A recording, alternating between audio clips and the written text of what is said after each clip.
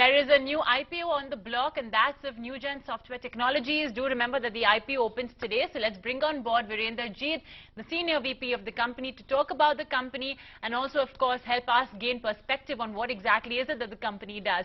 Thank you so much, Mr. Jeet, for joining us on ET Now. To start with, what's the USP of your business? Who are your key clients? Explain that to our viewers.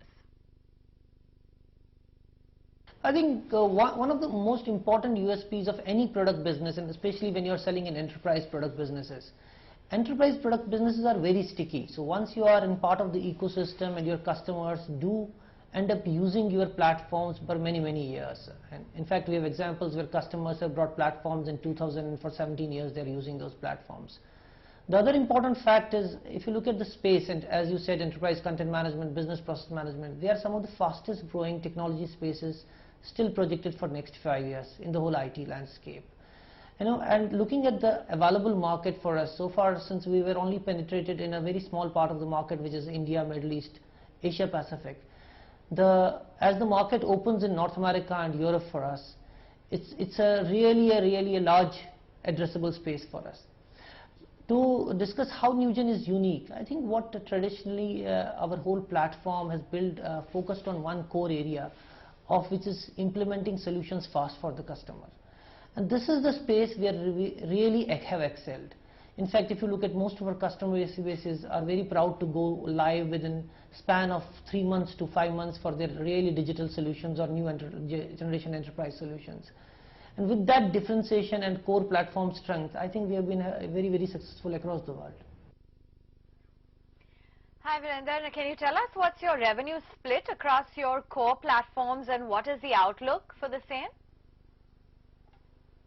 So as a product company, the revenues are really diversified across verticals, and as you rightly said, banking and financial services contribute around 47% of my revenue last year, followed by government, which was another 18%, followed by segments like what you call shared services and BPOs, health and insurance. We do also have revenue coming, 14% revenue coming from other streams. Looking in next few years, we think government and financial services will continue to be very strong for us, while we'll start consolidating our position in insurance and health.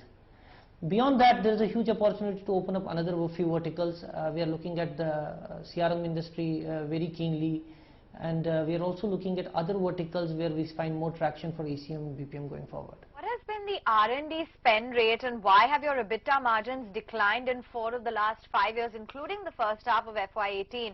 You know, because we had witnessed in FY16 a sharp fall in margins and profits. So there's been a repeat of that. What is the outlook on your margin recovery? So as our cost, as I explained, our cost structure, in terms of very well, we can predict our cost structures because there is a very little variable part of that. So we project to be around 14-15% cost base, which has been the continuous run rate even for last year. And any increase in the top line beyond that 14-15% of growth should expand the margins, EBITDA margins. We do project, our next few years, the EBITDA margins to gradually expand. And as you rightly said, in terms of with product companies, there is an economy of scale. As you scale, because your R&D costs and other costs and sales and marketing costs are very fixed, irrespective of the revenue. So you do get some amount of expansion of margins naturally as you expand. In terms of R&D, we have been a core R&D focused company. A lot of patents have been applied and filed, have been granted for us. We have last year spent roughly around 9% of our revenue in R&D, roughly around 31 crores have been spent on R&D. This has grown over the last 2 years substantially on account of a lot of digital opportunities, a lot of products coming in digital, mobility, robotic process automation. Those products are being launched in the market. And from here onwards, we think to continue to have a steady growth rate in R&D expenses, roughly around 10 to 15%.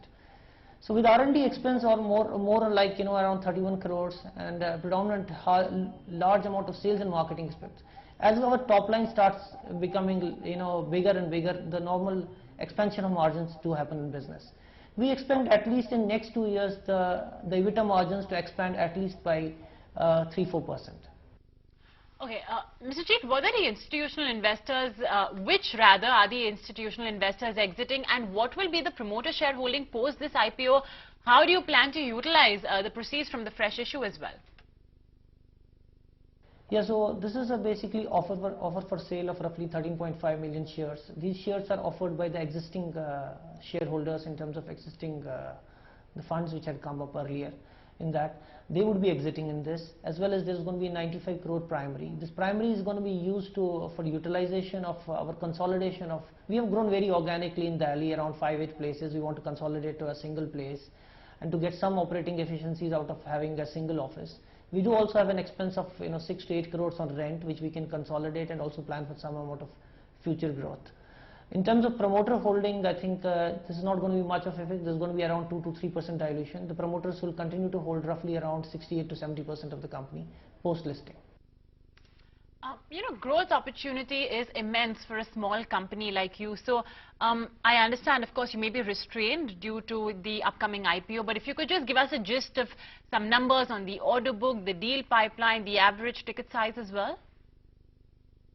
Yeah, just to give, I'll try to answer it in a different way. If you look at our business, since it's very sticky, almost 80% of my business, between 72 to 80%, comes from existing accounts every year. So at the beginning of the year, we have a high visibility of doing around 80% of our revenue. And for rest 20% of our revenue, we have to look at the new businesses, or what we call new customers, new logos for us. So, there is a huge amount of annuity business automatically built in as part of license, which is maintenance and other contracts as part of the license sales. So there is a high degree of visibility in terms of on a day one at the year, depending on the revenue, what we are projecting for next year. For a pipeline perspective, we do have a pipeline of roughly around 800 to 1,000 cases at any time in our funnel. And generally, looking at pipeline conversions, we do expect that every year we are able to at least win at least 100 to 120 new logos. And new logos, I mean new customers. And this has been a trend. We have been moving steadily on that breakthrough.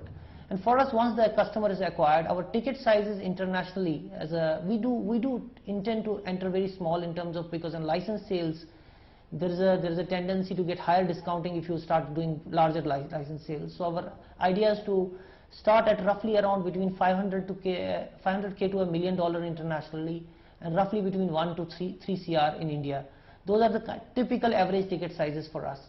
And then once we expand in the account, then the accounts can reach up to a potential of $1 million to $2 million. Thanks, Mr. Virendrajit, for joining us and sharing in detail the functioning and the prospects of your company going forward before your IPO comes into the market. That was one of the firm which is coming into capital markets to raise funds.